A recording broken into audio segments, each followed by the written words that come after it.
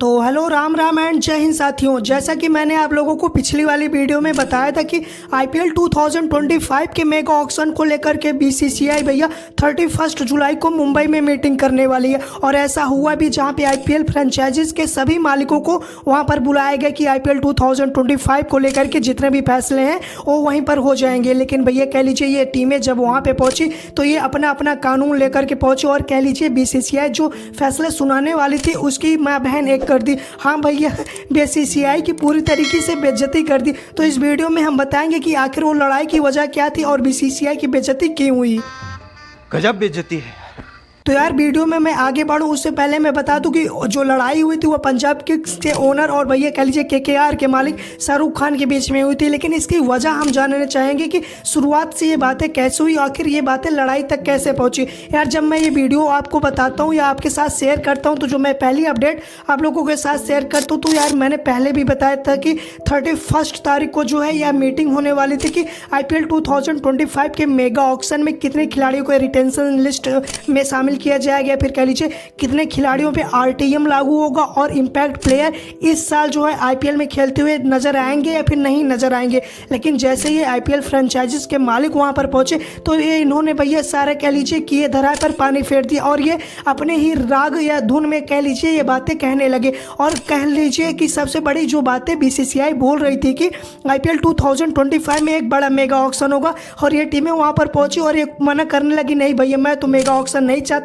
मैं तो mini auction चाहता हूं क्योंकि मेगा ऑक्शन में हमारे बहुत सारे खिलाड़ी चले जाएंगे जिनको हम रिटेन नहीं कर पाएंगे। क्योंकि बीसीसीआई के मुताबिक अगर इस साल आईपीएल 2025 में मेगा ऑक्शन होता तो लगभग 4 खिलाड़ी से ज़्यादा आपको रिटेंशन नहीं मिलते, जो फिर भैया MI, KKR, Sunrisers Hyderabad, Rajasthan, Gujarat और चेन्नई जैसी बड़ी टीमों को नहीं मंजूर था। और मंजूर भी क्यों होता है यार भाई, आप खुद देख सकते हो कि जितनी भी बड़ी टीमें हैं ना इसमें खिलाड़ी अच्छे हैं, जबकि भैया दिल्ली, लखनऊ और कह लीजिए आरसीबी इन खिलाड़ियों को मालूम था कि भैया मेगा ऑक्शन होगा क्योंकि यार ये टीमें जो हैं कह लीजिए कमज़ोर हैं और इसलिए ये चाहती हैं। और यही बातें लेकर के जो दूसरी अपडेट है ना इसी बात पे भैया डिस्कशन हुई जहाँ पे भैया केकेआर के मालिक शाहरुख खान या किंग खान कह लीजिए वो भैया खिलाड़ियों को चाहते थे कि ज़्यादा से ज़्यादा इस बार जो है खिलाड़ी रिटेंशन में शामिल हो। और किंग का कहना था कि भैया लगभग कम से कम कह लीजिए 8 खिलाड़ी इस बार रिटेन होने चाहिए। जबकि आपको मैंने पहले भी बताया था कि दिल्ली कैपिटल्स और पंजाब किंग, आरसीबी और लखनऊ ये टीमें जो चाहती थी कि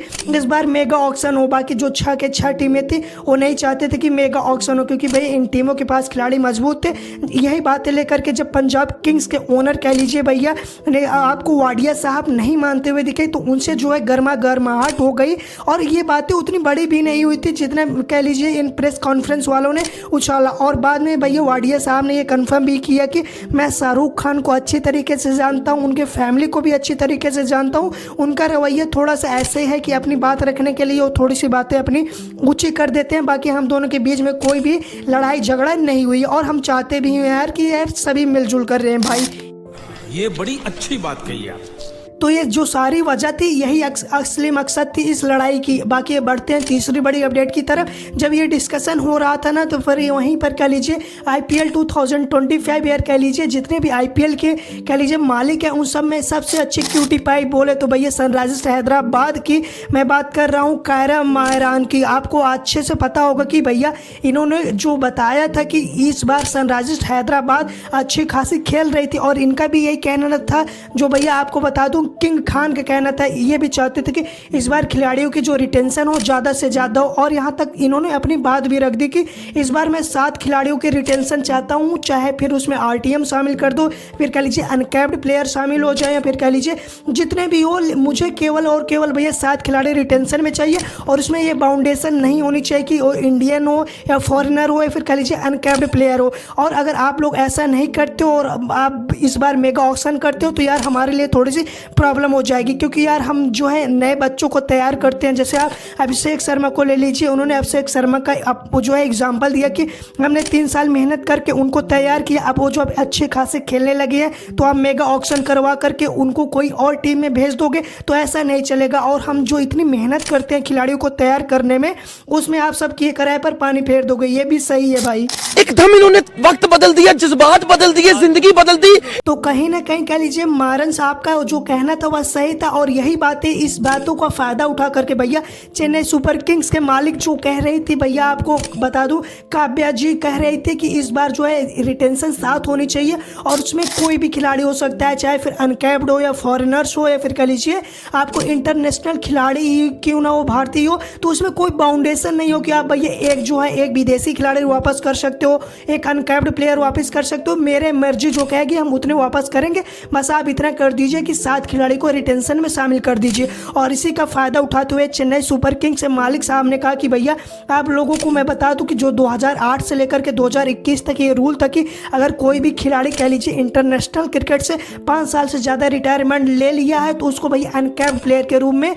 खिलाया जाएगा। और यही बातों का फ़ायदा उठा रही है चेन्नई सुपर किंग्स और वो डिमांड कर रही है बीसीसीआई की कि एमएस धोनी को, अगर भैया आपको अच्छे से पता होगा कि 2019 में इन्होंने संन्यास ले लिया था और 2024 में 5 साल इनका रिटायरमेंट का हो जाएगा, तब ये अनकैप्ड प्लेयर के रूप में खेल सकते हैं और ऐसा ये मांग कर रही है। बल्कि इस पर भी कहना है भैया काव्या मारन साहब का कि भैया ये सारी जो है बेकार बातें हैं, जो रूल एक बार बन चुका है अब वो अनकैप्ड प्लेयर के रूप में नहीं खेल सकते। लेकिन इन सबसे हट करके मैं बातें एक और बताना चाहता हूँ कि जहाँ पे सभी आईपीएल फ्रेंचाइजीज ये चाहते हैं कि भैया जो फॉरेनर्स खिलाड़ी हैं जो नीलामी में अपना नाम तो दे देते हैं और अच्छी खासी बोली में बिक भी जाते हैं और फिर बाद में वो किसी न किसी बहाने से कह लेते हैं कि भैया हम आईपीएल नहीं खेल सकते या फिर हमको इंजरी हो गई या फिर हमारे जो मैनेजमेंट है, हमारे क्रिकेट बोर्ड है वो हमको भेजना नहीं चाहता कि आगे वाले टूर्नामेंट को ध्यान में रखते हुए। तो इस बार ये जो कड़ा फैसला लेने की मांग कर रही है आईपीएल के सभी मालिक की, अगर कोई विदेशी खिलाड़ी इस बार अपना नाम बीच से हटाता है तो भैया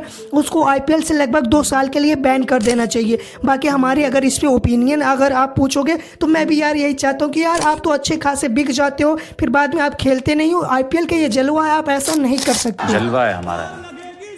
बाकी आपको ये वाली जो लास्ट हमने बताई अपडेट की भैया सभी टीमें ऐसा मांग कर रही हैं कि इनको बैन कर देना चाहिए, जो बीच जो टूर्नामेंट से अपना नाम बाहर करते हैं, इस पे आप कमेंट करके ज़रूर बताइएगा। बाकी जब इतनी मीटिंग हुई तो उसमें कुछ निष्कर्ष निकला या नहीं निकला तो उसके बारे में मैं आप लोगों को बता दूं कि जब इतनी खासा जो है लड़ाई हो गई तो यार जो मीटिंग चली थी 7:30 से लेकर के कह लीजिए 11 बजे तक चली थी, लेकिन कुछ निष्कर्ष नहीं निकला क्योंकि भैया आपको अच्छी तरीके से पता होगा कि वो थोड़ी बहुत बहसबाजी हो चुकी थी। तो उसके बाद में जो है जय शाह ने ये बातें कहा कि भैया जितने भी आईपीएल के मालिक हैं अपनी बातें रख लीजिए, लेकिन मैं तो वही करूंगा जो मेरा मन कहेगा। ये वही बात होती है ना, सुनूंगा सबके लेकिन करूंगा अपने मन की। और उन्होंने बताया कि जितने भी आप लोग बातें कह रहे हो इसका फैसला लगभग बीसीसीआई जो है 1 हफ्ते में सुना देगी। और बीसीसीआई ने ट्वीट किया था लगभग जो है आपको कह लीजिए अगस्त लास्ट में मिलेगा, लेकिन भैया जय साहब ने कहा कि 1 हफ्ते में आपको ये बातें जानकारी के रूप में मिल जाएंगी। तो जय साहब का भैया उनके साथ उठना बैठना है, तो आप भैया उनके मालिक हैं तो इनको अच्छे तरीके से पता होगा।